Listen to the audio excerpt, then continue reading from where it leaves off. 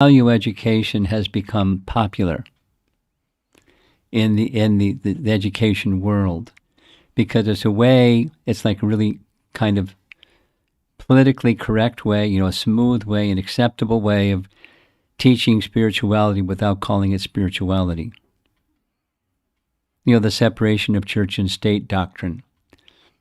Not only in America, it's other places. So separation of church and state means you can teach religion, but you can't teach religion in schools.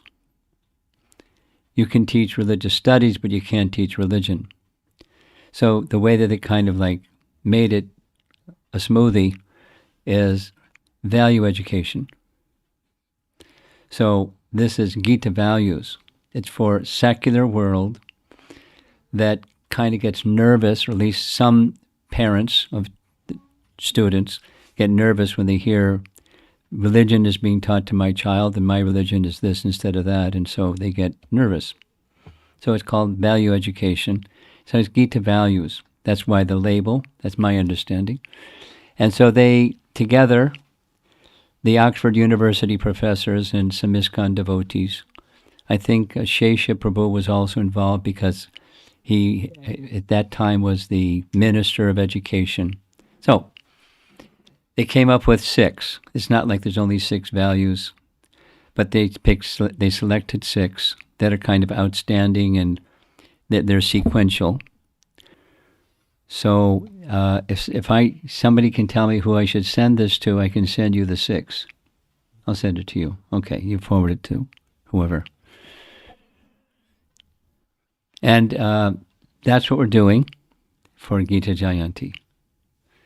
And there's like 4 kind of introductory slides before we start with Gita value number 1. Spiritual culture and its values. Now, this is not in the Oxford University stuff. This is me trying to introduce the topic. There's another thing that's in the secular world.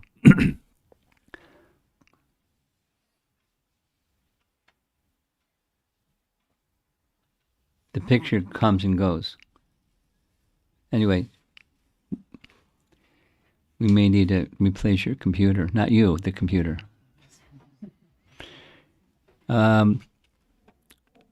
Cultural engineering is a term that's popular in the world. Something like when a corporation buys out another corporation and they want to take a look at the org chart, the structure of that organization.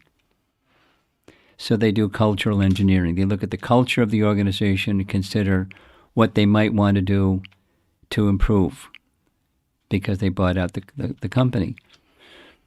And the same kind of structure, it's different, but it's at least similar, has to do with organization, not for-profit organizations, religious organizations, or groups of people that want to do something. You'll see as we're going forward. So that's this is now instead of the culture of spiritual life and its values. So here's a way to look at the iceberg of culture. Have you seen this illustration before? Yes, some of you have. From me or from the world? From me. Have you seen this before?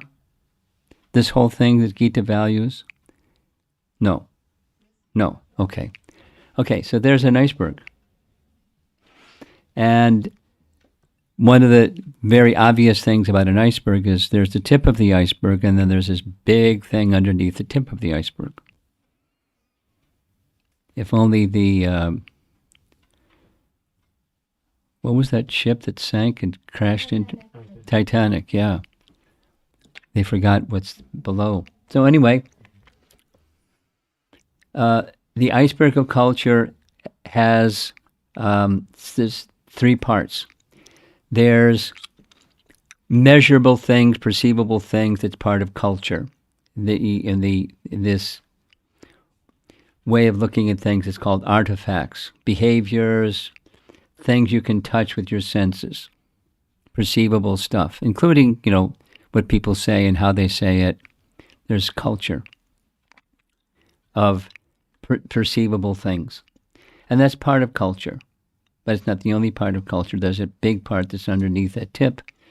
And the thing that's directly beneath the tip is stated values.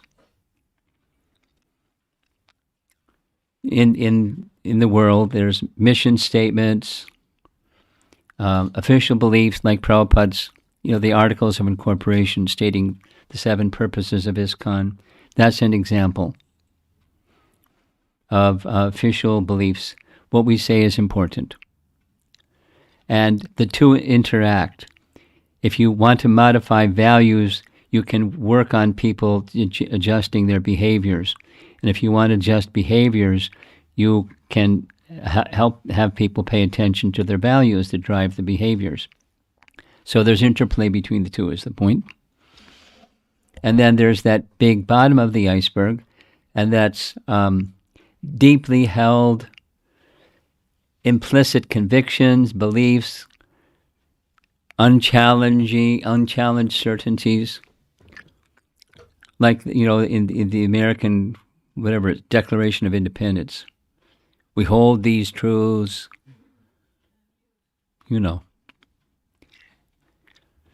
So every living entity, all men are created equal. They're endowed with their Creator with certain inalienable rights, life, liberty, and so those are unchanged. Values can change, behaviors can change, but what's at the very bottom doesn't change.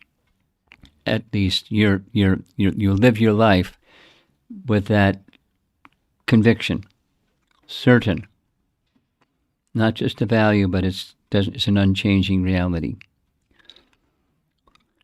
So we're not going to spend so much time with the unchanging realities, but the values, because values influence behaviors. And 2 more things.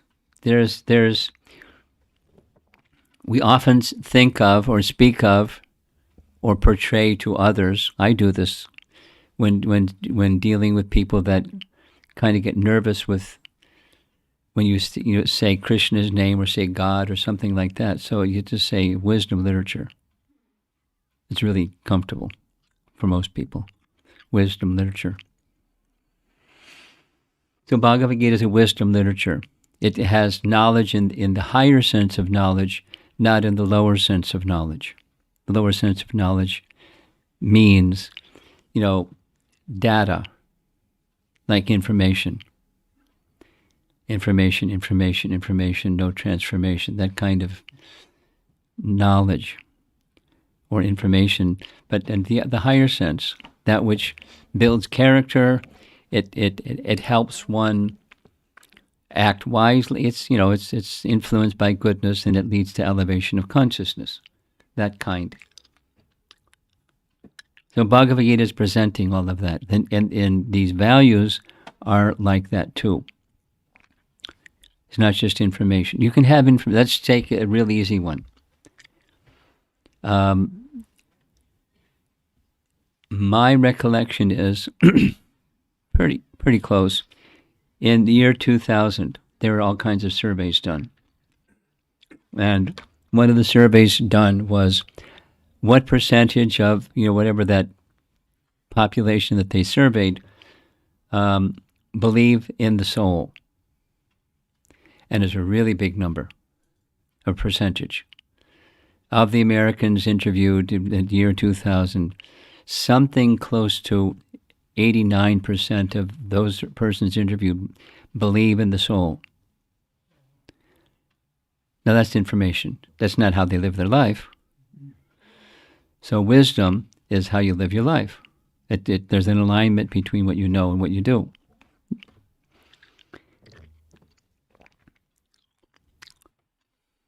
So when we speak of Gita values, there's this, those of you that have been around me know what this liminal space term means. It's On the one side is where we are, the other side is where we want to go, and there's a big gap between where we are and where we want to go.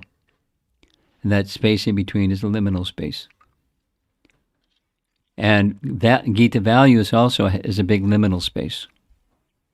So it's not just our behaviors align with our values, but our values are consistent. Because some people, too often, have values that are not consistent. Now, some people have values that are consistent, which is very nice. And then you follow values in a consistent manner, it'll take you somewhere. There's still liminal space. Anyway, the transition between where we are and where we want to go has its discomfort. So this is a kind of you can breathe easy to know that these values, they're fundamental, but we're not there yet. But that's okay. There's lots of us that aren't there yet, and we have lots of company, and we want to get there. And the good news in Bhagavad-Gita is that Krishna is there to help us make that transition. Without Krishna there to help us, it's pretty lonely and scary. But sometimes, feelings of hopelessness, etc. But the Krishna factor is there. And so now we're going to start with the first of the 6 Gita values, Samadarsana. Samadarsana. Real easy. You know what the word darshan means? When you go to the temple to see the deity. Paying obeisances. What's it? Darshan means to see the deity, right? Right? So, deity darshan. Yeah. So, darshan means to see. And sama darshana means to see with equally. Sama, equal vision. Pandita Samadarshana. There's 2 verses that are directly speaking about Samadarshana in Bhagavad-Gita, and others are addressing it in a general way. So that's our topic for this evening, Samadarshana as a value of how to live your life. You know, the tip of the iceberg part, the value that drives the behavior, and then the unchanging reality at the bottom. So here we go. Samadarshana in a world that has all variety. I don't think anyone has seen a tree that looks like that, but there's lots of different varieties of fruits, lots of varieties of insects, lots of varieties of birds, lots of varieties of aquatics, including a sunken ship down there, and varieties of animals, and more varieties of animals, and lots of varieties, lots of differences. And we didn't touch the human species yet, so we'll go to the human species, and there's lots of variety of color and culture and dress and language and all kinds of differences, and different nations that hold their values and so forth according to their culture and their way of life. So we're starting to get a picture here that the goal is Samadarshana, but it's a little difficult to get there, it looks like. And there's different reactions from different people. This is still now just human species, but let's not forget the other species. There's so many differences and differences. Different life forms, different people, different situations, different exchanges. Now, with all of those differences, how are you supposed to stitch together this equal vision? It can be challenging, right? It can be very challenging. But Bhagavad Gita has the answer, or at least the wisdom of how to get there. The graphics, I didn't create this, somebody else did, but I like the graphics. At the bottom right corner, that's a key. In the upper left corner, that's a lock in the shape of a heart. So the graphics means it opens the heart. Gita's idea of equal vision speaks of the equality of all living beings, where life is respected regardless of. This is for general audiences. And Prabhupada would sometimes use these terms. And it is important because Bhagavad-Gita is for everyone, but there's some people that wish to kind of have exclusive rights to explain it or teach it or live by it or something. There are people who have those kinds of ideas, but it's not a Bhagavad Gita idea. This is an image, by the way, it was taken directly from some years ago. I don't know, 20 years ago, some number of years ago. BBT Europe put together a little presentation on the teachings of Bhagavad Gita in a, I forget what you call it, but a little video, and you click on the topic, and then it plays a little thing and explains that topic, and then it ends. You click on another topic. So this is from there, and it's an illustration to show all those little lights, that's souls. So there's souls within the animal form, soul within the bird form, souls everywhere, sarvagata, right? Souls everywhere. Say it negatively. Is there some place where there's not souls? There's souls everywhere. So the souls are everywhere, but the forms of life are very different. With all these differences, the commonality is the soul. The unchanging, remember the bottom of the iceberg, the unchanging, eternal spiritual energy. That's what's the commonality. That's the basis of this Samadarsana. All living beings are spirit souls. So there's the body, and there's the subtle body, like it's described in Bhagavad-Gita, chapter 13. When a soul gets a particular body, they behave according to that body. The observable tip of the iceberg thing.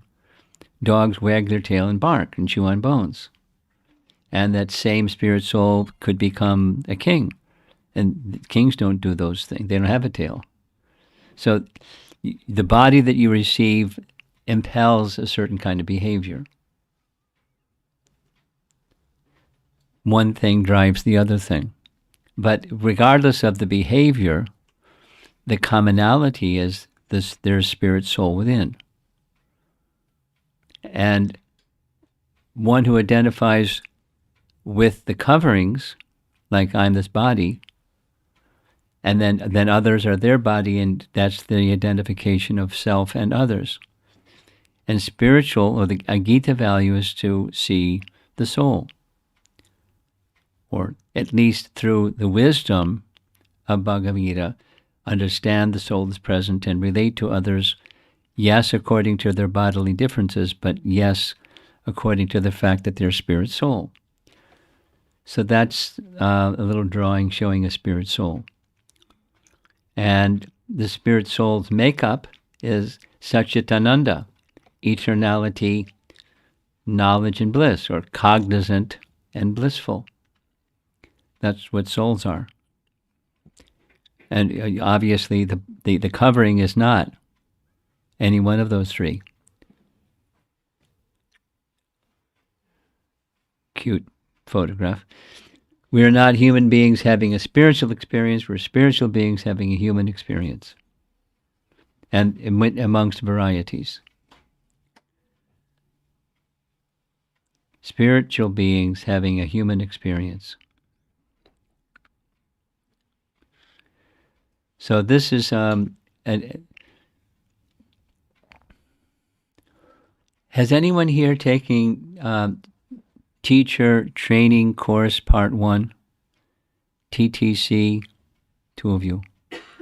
Part 1. 3 of you. You have teacher training course part 1. So 4. So one of the techniques or teaching principles or methods they teach is interactive sessions, not just lecturing.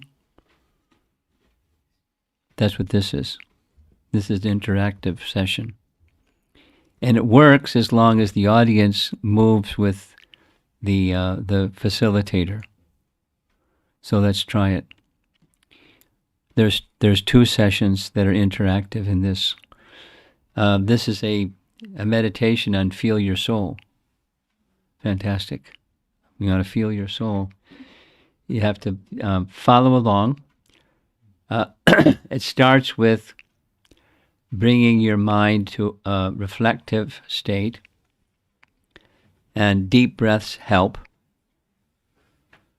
So I'll lead you into deep breath method.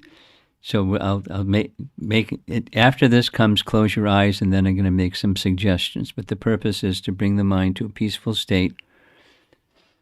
So breathe in very deeply, and then exhale. So breathe in. Sit it straight in, comfortable posture.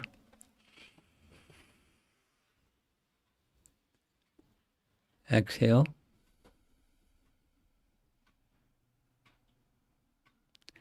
Inhale.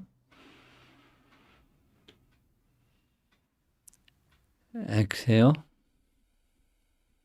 One more. Inhale.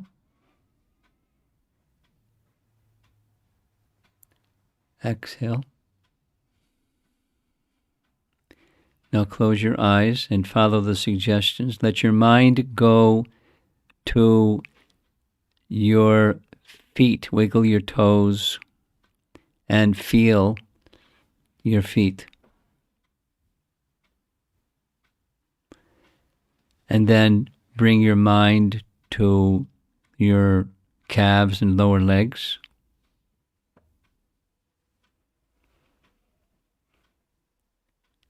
And then rise a little bit to your thighs, the upper legs.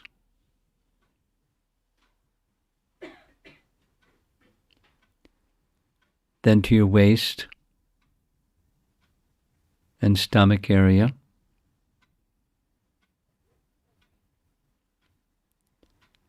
Bring your attention then to your whole back.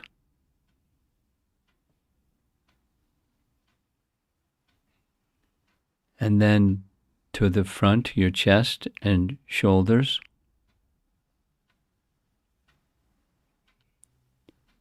Your arms. Your neck. Your face and your head. And we've just explored our body. But we're not the body. And a little exercise that we're not the mind either. When you consider the thoughts or emotions in the mind, there's the observer, that's you, and there's the thoughts and emotions in the mind. Now I'll ask you to be present with yourself. And the self is situated inside the heart. So slow, deep breath and situate yourself within your heart region. And that's you, the spirit soul within. And the soul is connected to divine grace or to the Supreme.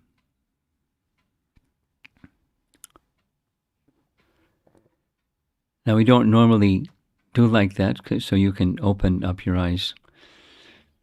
That's our identity, and largely we're occupied in identifying with much of those other things that we're not. Not the fact that we're the observer, but the observed. And that's the identification of self, commonly. And this identity of the self or the soul or the spiritual energy, it's very, very tiny, yet it is very powerful. It pervades and supports and gives life to the gross and subtle body.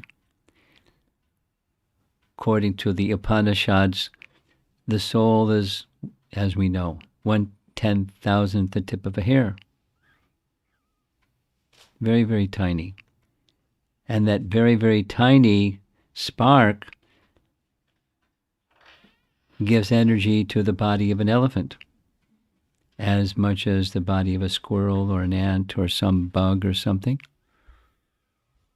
Same soul, energizing and giving animation to bodies. Now we're ready for some Bhagavad-Gita verses. And according to Bhagavad-Gita, the senses are awarded to a living entity according to their past guna and karma. The living entity gets a body with a certain ear. There's an elephant ear. Eye, tongue, nose, and touch, which are grouped about the mind. Thus he enjoys a particular set of sense objects. So there's the soul, and there's the mind, and surrounding or grouped about the mind are the senses, and the senses then connect with sense objects. And according to different species of life, there's a liking or disliking for senses, the objects of the senses. And we're feeling attraction or repulsion. Even in different bodies, every living entity is an amazing spirit soul.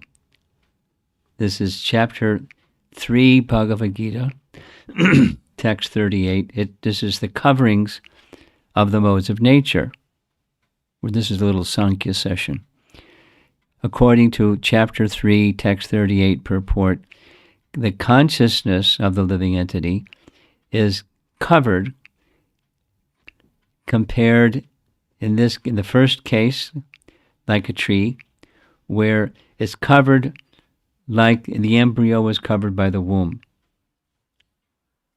So when the embryo is covered by the womb, most of us know that for a period of 7 months there's a state of susupti, and then after the 7th month consciousness awakens from deep sleep to within the womb of the mother. But when that deep sleep is there, that's a mode of ignorance condition like a tree. Or in the mode of passion, like animals, is compared to mirror covered by dust. Or a little higher is fire covered by smoke, but still covered and covered and covered. That's consciousness that's covered by the illusory energy and its different modes. So we have covered consciousness, we have senses grouped around the mind, and then we have bodies that are developed according to that in the guna and karma. But that's all those differences. But the differences are all resting upon the spirit soul. So this is the Bhagavad Gita verse you're very familiar with, I'm sure. This is the Pandita Samadarsana verse. Vidya Vinaya Sampane Brahmani Gavi Hastani Shuni Chaiva Svapaki Cha Pandita Samadarshana. So different bodies pictured in this illustration here. That the learned sage is that one over on the right side that looks like he's holding his danda. And over on the left side, that's the brahmana, then the cow, then the elephant, and there's a dog, and that fellow reaching for the dog is the dog eater. One want to meet that guy. But he's a spirit soul, within at least. And the humble sage or sages, they have this wisdom that's not just information, but they can actually live their lives according to wisdom, that there's a spirit soul that with which they are seeing other forms, the diversities, with equal vision. This vision towards personhood. This is, the Oxford University folks, and they're languaging this Gita value. Links everyone with the divine grace. Divine grace means God. And consequently with each other. So God is at the center of all relationships. Equal vision begins with seeing ourselves as what we are and seeing other living beings as who they are. In fact, not just the covering. You see the coverings because there's coverings. And you relate appropriately to the covering, whether it's the species or even in human form. There's different persons. We relate according to elders in a certain way, and children in a certain way, and peers in a certain way, and varieties according to what's appropriate. At the same time, maintaining this wisdom that the real person is the spirit soul within. So now comes the last little part of this evening. It's another interactive session.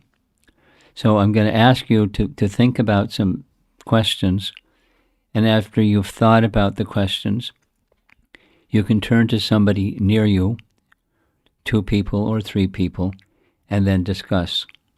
So here's the Samadarsana Exercise. What are some challenging situations where you feel that you cannot see different people or specific people with equal vision for whatever the reason? Maybe they did something harsh to you or whatever.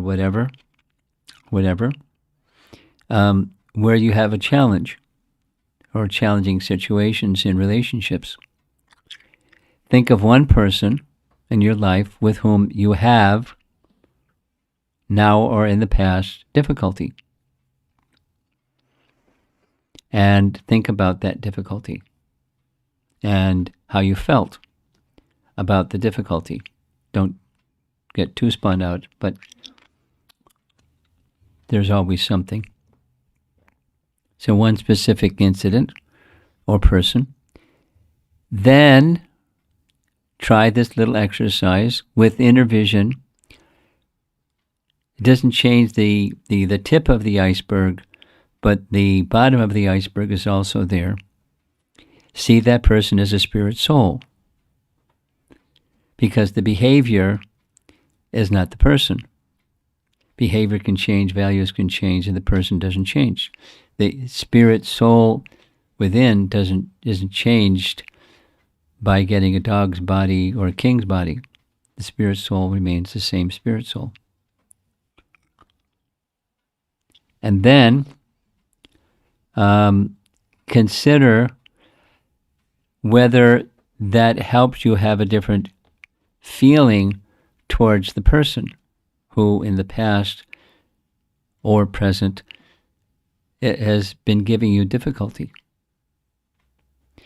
Now, I think it was the second time that I had this discussion. It was the Illinois Institute of Technology. And after this session, there was some discussion, and then some question-answer session at the end. 4 people said it was really, they found it really helpful because they took it seriously. There's some person or situation or something that was very difficult, that is very difficult, or in the past was difficult.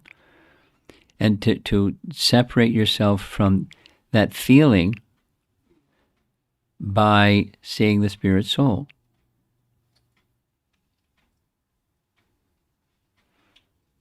Separating the behavior from the spirit soul. I have something to share when we do our questions and answer session, but you think about this topic. It's on the screen. Think about it. When you're ready, you can turn to someone you want to share with and start having conversation and sharing. Seeing that same person as spirit soul, no matter how they may have behaved externally.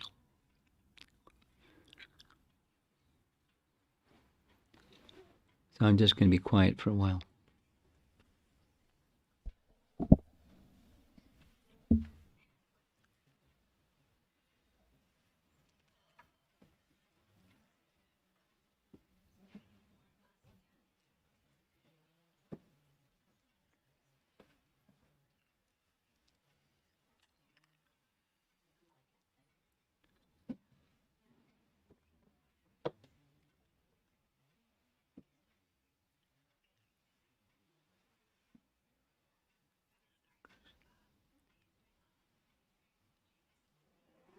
You can go ahead and speak. Speak so you can hear each other. You don't have to whisper.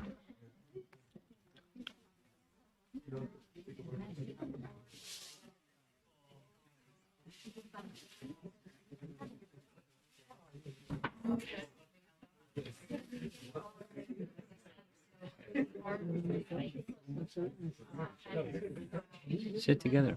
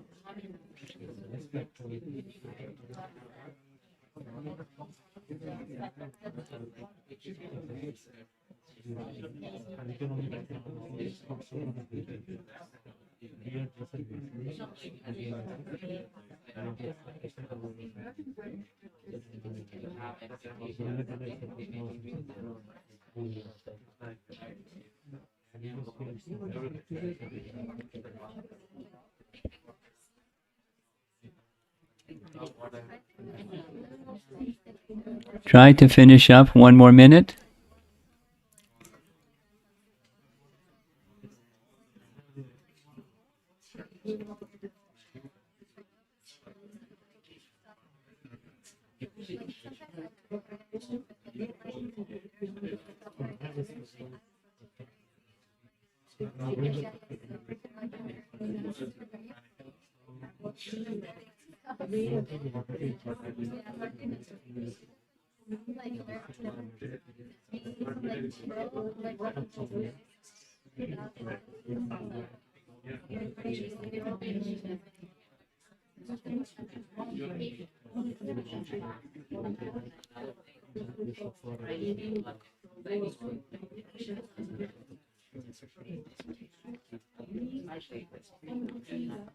Okay.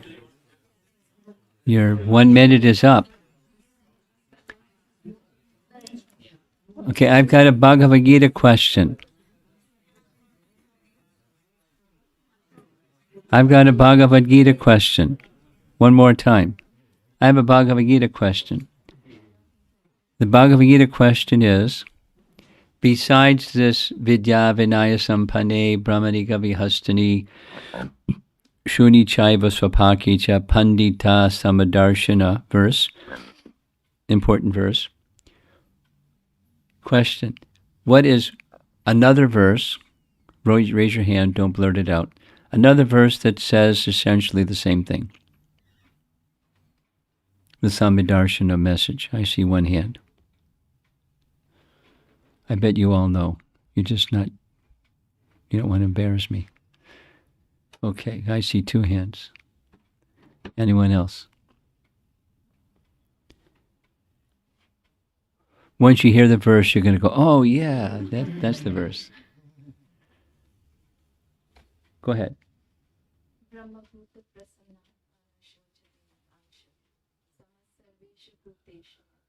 There you go. Samak sarveshu bhuteshu. Samak sarveshu bhuteshu. Same. And that's the platform of Brahma-Bhutah. What's the platform of Brahma-Bhutah? It's the platform where one understands that the soul is the real self, or I am spirit soul. It's self-realization.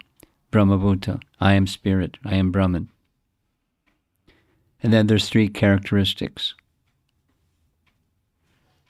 Prasanatma, Nasochati Nakangsati, and Samak Sarveshu Bhuteshu. Now, here's another question. Would you like to answer the next question? The next question is, then devotional service begins, right? That's how Prabhupada translates it, right? So what were we doing before devotional service begins? If we're not seeing Samadarshana, we're not prasanatma, not, we're still hankering and lamenting. What is that? What are we doing now if it's not then devotional service begins? You understand the question? Should I ask the question in a different way? Or do you understand the question? I don't know whether you understand the question or not. You'd rather I not ask you? Yeah, you gave the verse. Oh, that's why I'm looking at you, because you gave the verse. So the last line, Mad Bhaktim Labhate Param, is the last line of that verse. And Prabhupada has translated it as, and then devotional service begins. So my question is, what are we doing now if devotional service begins when you have all those characteristics which we don't have yet? You understand the question? You're looking for the answer. If you can put it in a different way. You want me to say the question in a different way? Okay.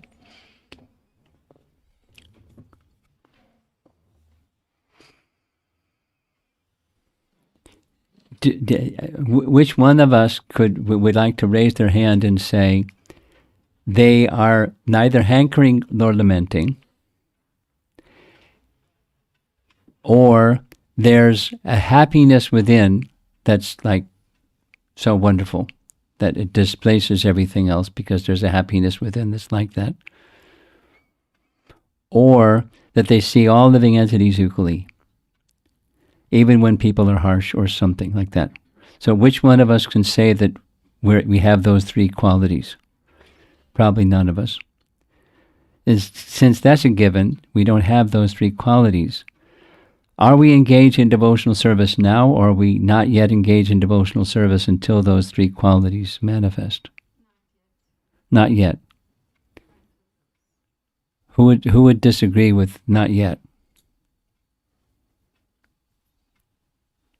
What would you say? I would say is like we are not qualified, but by the mercy of disciplic succession, we are engaged in the service. And when we are even doing that service, we are not doing. Most of the time we are doing as a commitment, and we as a to Guru, and that way it's not pure devotional service, but a devotional service by the mercy. Okay. Well, devotional service that's pure devotional service is also mercy. Anyone else would like to comment? Yes. Intention to serve Krishna, whether the person is qualified or not, he should have the intention. So the process is slowly purify him that intention. So thank you. I agree. And has devotional service begun when there is intention? Has devotional service begun when there is intention, although those three characteristics are not manifest yet? Yes. So then, please explain, can you please explain why Prabhupada says, and then devotional service begins? Why has he used that translation? It's not so tricky. It's really simple. It's really simple. Here's the simple. Devotional service is pure devotional service. Correct? Devotional service is pure. Devotional service is pure or not pure? Devotional service is pure, correct? So then devotional service begins means pure devotional service begins. And before that is, as you said, where there's an intention, although the full qualification is not there yet. So it's practice, which is also devotional service. Practice is also devotional service, but it's not matured yet. So then devotional service begins means pure devotional service that's not just beginning, but matured. Okay? Okay. That was a Bhagavad-Gita quiz question. So now let's see if there's some comments or discussion or something you'd like to bring up? Yes. Can you clarify my doubts? We are born with a, we are spirit souls. So the devotional service is inside. We are coming to the world. It's inside us. It's within the But soul. it is only covered. Correct. Yes. Yes. But once we get the association of the devotees and by the mercy of Guru, it the bhakti comes like it's coming out of the coverings, right? My understanding is Your understanding is correct. okay. So that means the pure devotional service begins means even though we are doing right now, but like I'm still not getting the answer now. Okay. Let me help you. Should I help you? Yeah. Here's a question to answer your question. And so I'm going to give you a multiple choice question. Tulsi is A, it's a seed. Tulsi is B, when the seed sprouts and there's 2 little leaves. Or C, Tulsi is when it's a fully matured Tulsi plant. Or D, Tulsi is when the fully matured Tulsi plant produces flowers and seeds. Or E, all of the above. It is E. Huh? It is E. C. C, E. D, all of the above. Yeah. All of the above. That was E. Okay. So that's the answer to your question. Devotional service is a topic of Bhakti Rasa Amrita Sindhu. The topic is Bhakti. And Bhakti, by definition, is devoid of karma and gyan because it's pure. When you mix karma and gyan with Bhakti, it's not pure. But Bhakti is pure. Supposing we're not there yet. It's like, the Tulsi, that's the seeds, there's stages. Sadhana is a stage of awakening. It's intrinsic. And not only it requires maturing, but as you said rightly, there's some sangha that's needed to awaken that which is now dormant. So it's 2 things.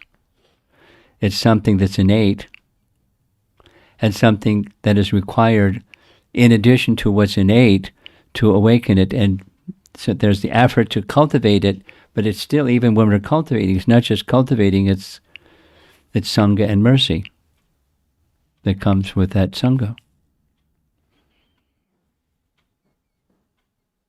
Thank you, Maharaj. So that's like the different stages of a Tulsi that's from a seed to a mature that's producing flowers and seeds and everything in between. The essential part that's important for us is 2.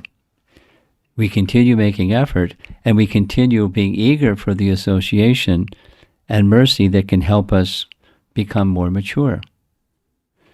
Supposing either one of them slackens, it won't become mature. It won't be lost, but it won't become mature either.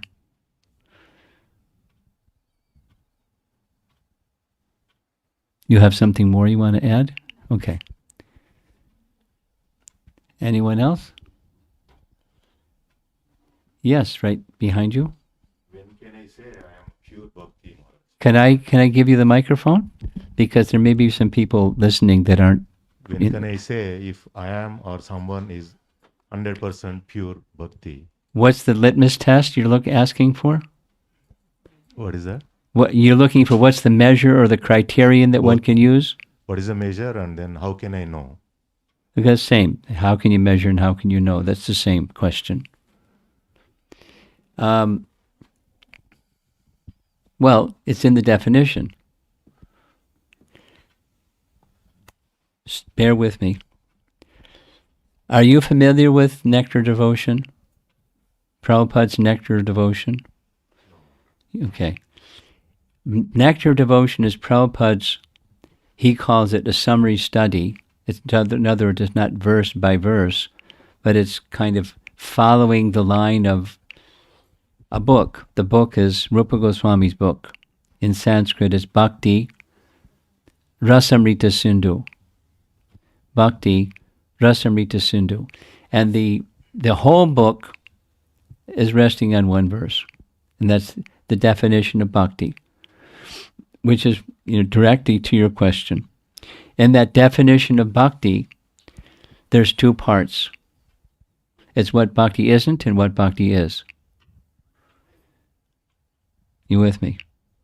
A good definition has something that's inclusive and exclusive.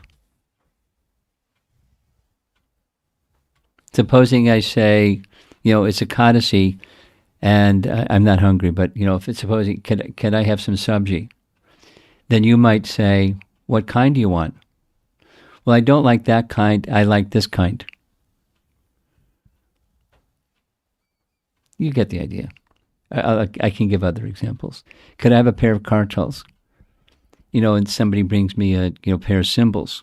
I mean, like in an orchestra, big cymbals. No, not one of those. Much smaller.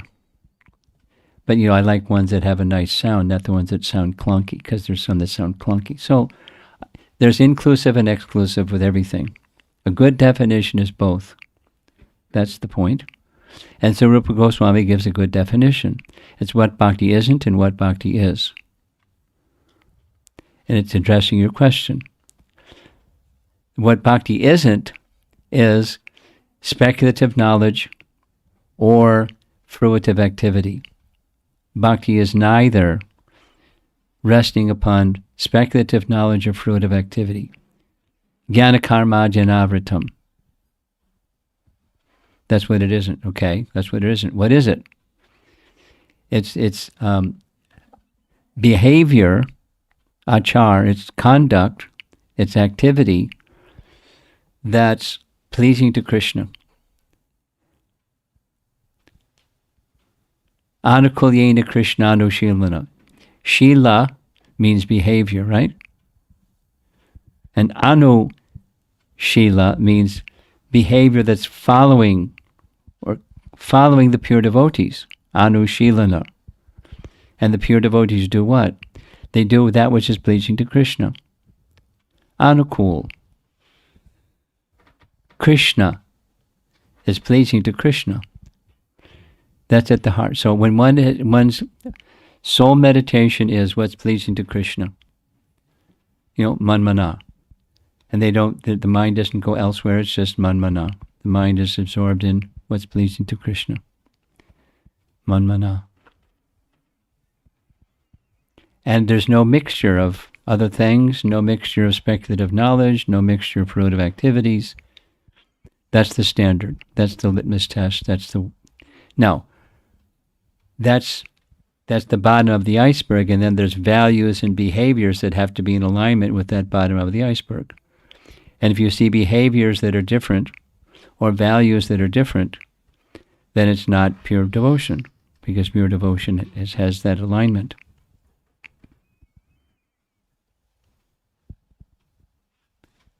And that's the litmus test. Now, well, I could go further. The residents of Vrindavan have that standard, although worldly standards may look like, wait a minute.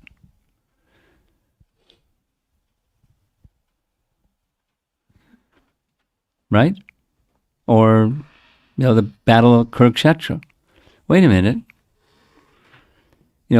People that they shouldn't do battle, they shouldn't be kill and all that stuff.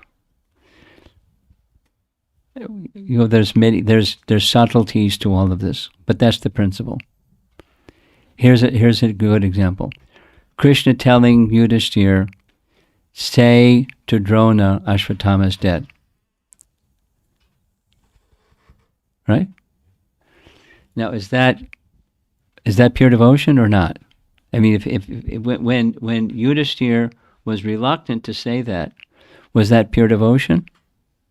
Or when he said it, was it pure devotion? Yes. Because some people say otherwise.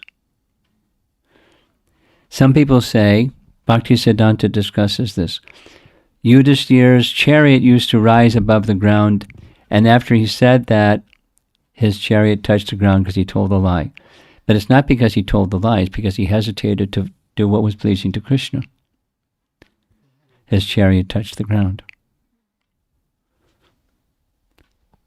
Anyway, so there's application of that principle, but that's the standard. When Arjuna was hesitating, that wasn't pure devotion. When he was prepared to do what Krishna wanted, that was pure devotion. And there's so many other applications of that principle, but that's the principle. Anything else? Yudhishthir is Can we give you the microphone because there may be some remote people that need to hear. Yudhishthir what? So Yudhishthir is not a pure devotee? Oh, he's a pure devotee. No, at that moment. For He that- hesitated. When he hesitated, it was a behavior of one who is not a pure devotee. It was the behavior of one. Krishna induced him to hesitate. So we don't put a bad mark on his report card. He was hesitating because Krishna induced him to teach a lesson. And there's the lesson. The standard of pure devotion is what is pleasing to Krishna, that's what I do. Anukulyena Krishnanushilanam. Or Anukulyasya Sankalpa Pratikulyasya Varjanam. Whatever's pleasing, I accept. Whatever's not pleasing, I don't. Got it? Yeah, yeah. Okay.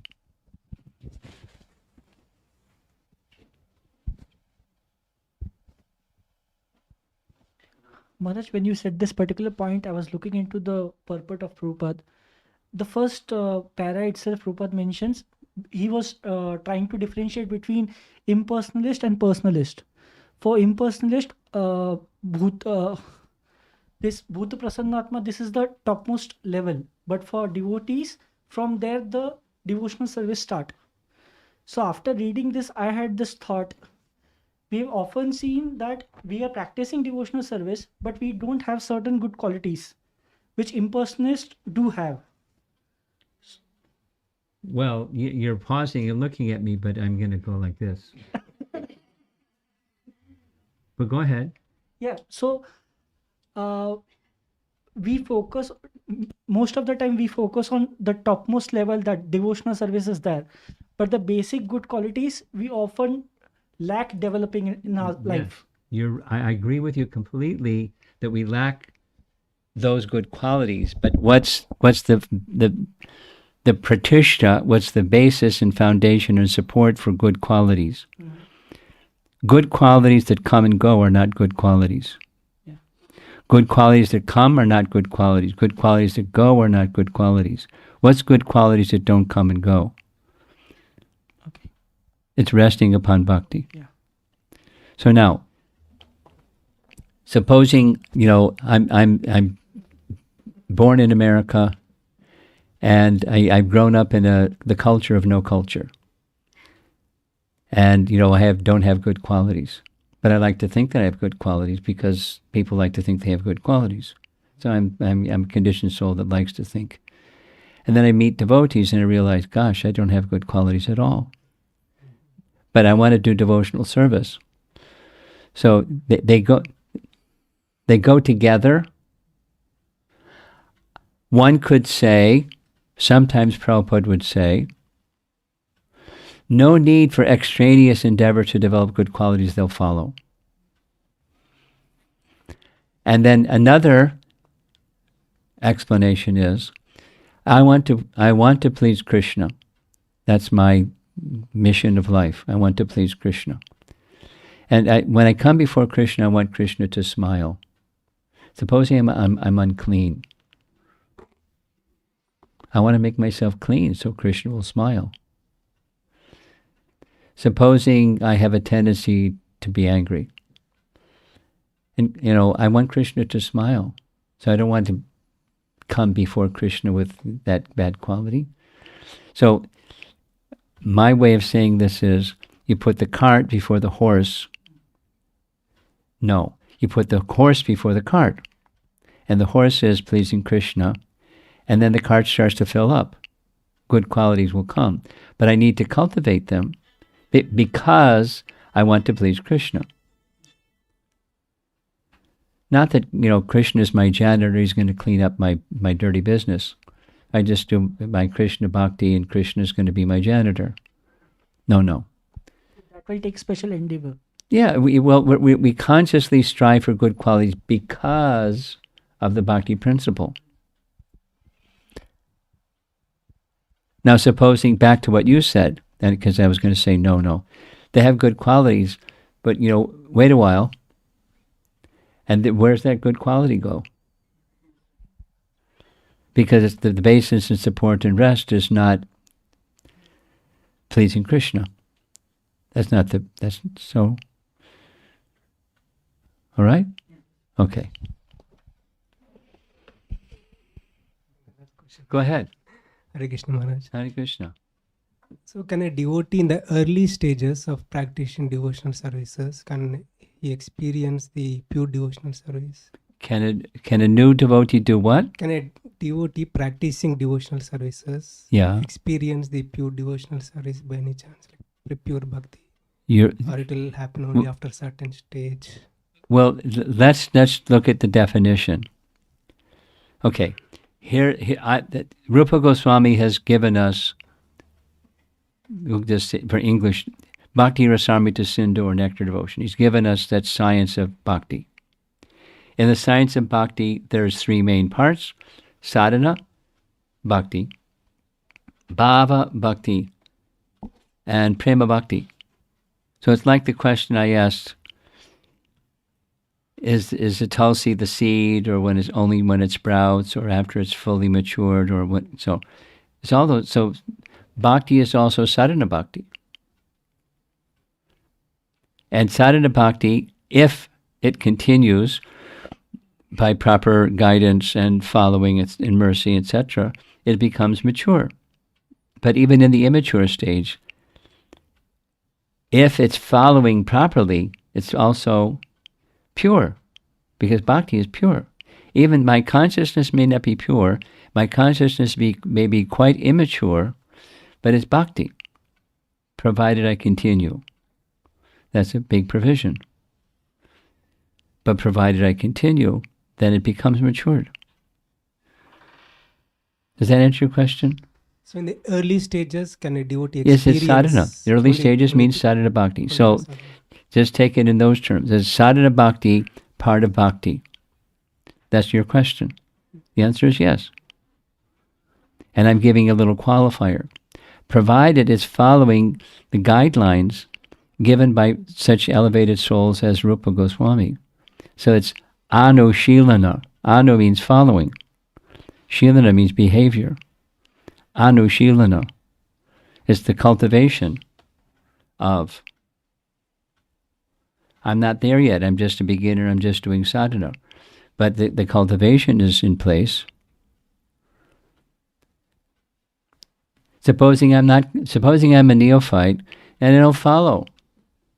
I just do neophyte stuff, and I'm not paying attention to what exalted, so what our acharyas are teaching us, and I'm not trying to follow them and just doing neophyte devotional service. That's not pure devotional service. But one who is following, that's in this seedling, immature, not yet matured stage. So, the answer, the response that was given before, the intention behind is very important. Sankalpa is very important. At every stage, including the beginning stage. So the intention is important, and the resource of mercy that one is reaching to is also important. Supposing somebody has good intention, but they don't have proper guidance. They're not going to reach maturity. They'll reach something, a misguided, misdirected, good-intentioned mistake. Right? There's this saying, even the path to hell is paved by good intention. I learned that when I was 6 years old. Good intention is not good enough. Good intention is essential, but it's not enough.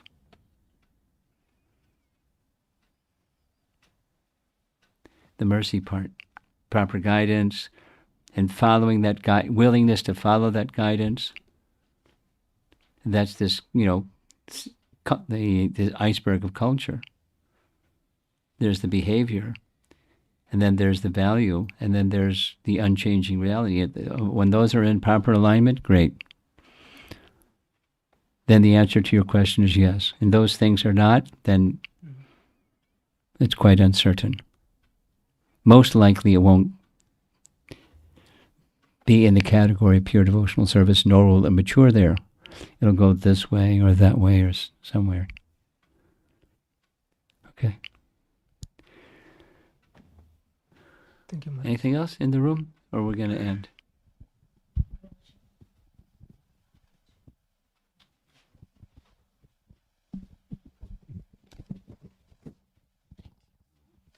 Life as it is, like even one follows Krishna or one follows or not follows anything at all, and just lives life to survive like an animal or like human being, like an animal.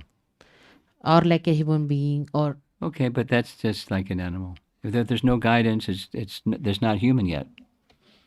Human means with some guidance and some purpose. guidance and purpose are needed.